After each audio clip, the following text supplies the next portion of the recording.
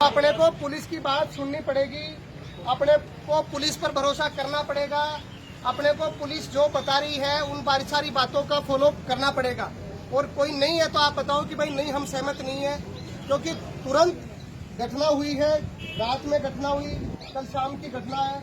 उसके तुरंत बाद मैं आपको कह रहा हूँ, मैं कोई पीछे से नहीं बोल रहा, मैं कोई किसी, लेकिन मैं जब रात को पुलिस कर्मियों के पास में पहुंचा था उस समय पुलिस अपनी गति से काम कर रही थी। मैंने भी रात में आकर के देखा, मौके पर एसपी, एडिशनल एसपी, अलग अलग थानों के एसएचओ तो थे। आप में से भी 5, 7, 10 लोग बाहर बैठे थे मैं जब रात में आया था। तो मैं आपको ये कहना चाहता हूँ कि अब अपने को कम से कम प्रशासन की बात सुननी चाहिए और इस वर्तमान हालात को समझना चाहिए जो कोरोना महामारी के दौरान चल रहा है। मैं इस बात से सहमत हूँ, पुलिस हमको कोई डरा नहीं रही है कि कोरोना के नाम पर हमको दूर दूर करना चाहती है, लेकिन हमको ये समझना पड़ेगा कि ये महामारी ऐसी महामारी है जिसमें कई परिवार वालों के अगर कोई नुकसान हो गया तो उनकी संस्कार भी लोग दूर से वीडियो कॉल देख करके कर रहे हैं, मोबाइल पर देख करके कर रहे हैं। तो आपको हमको ये समझना पड़ेगा कि हमको पुलिस को कोऑपरेट करना है, प्रशासन को सहयोग देना है।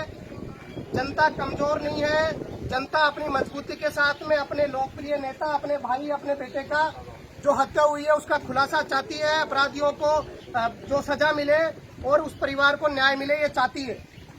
लेकिन हमको प्रशासन को, पुलिस को सहयोग करना पड़ेगा, उनकी बात पर ये भरोसा जरूर करना पड़ेगा, क्योंकि हमको एक समय उनको देना पड़ेगा। आप मेरी बात से सहमत है कि नहीं है? नहीं है तो आप मुझे बता दो, क्योंकि मैं यहाँ पर केवल मेरा भाई है ओम प्रकाश, मेरा भी भाई है, मेरे बराबर का भाई था और मेरे साथ भी राजनीतिक रूप से उन्होंने काफी सहयोग किया।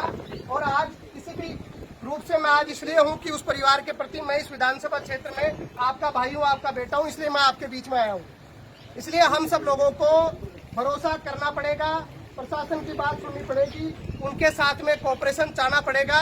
और जब तक घटना खुलेगी नहीं तब तक कम से कम हमको एक अल्टीमेटम आज पुलिस कर्मियों से भी एक बार आप कहें तो परिवार के 2-4 आदमी कम से कम जो मौजूद लोग अगर आप चाहो तो, क्योंकि इस समय सबके बीच में आकर के बातचीत करना इनके लिए भी जिस प्रकार से दूरी से ही संभव है, लेकिन हमको कहीं ना कहीं जो सुराग पुलिस को मिले है वो जानकारी लेने के लिए 4-5 परिवार के लोगों को कम से कम पुलिस से मिलना चाहिए।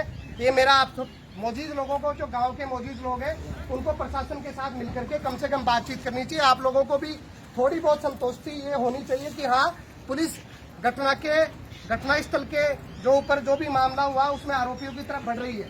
तो आप मेरी बात से सहमत होकर के इस बात को ये माने कि हमको न्याय मिलेगा, निश्चित रूप से मिलेगा, लेकिन हमको ये भरोसा प्रशासन पर इस समय ऐसी परिस्थिति को देखते हुए करना पड़ेगा।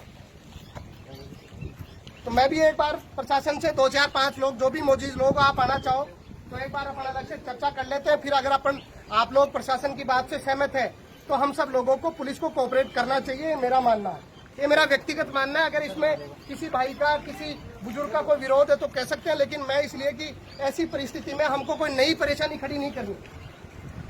समझ रहे हो इस बात को?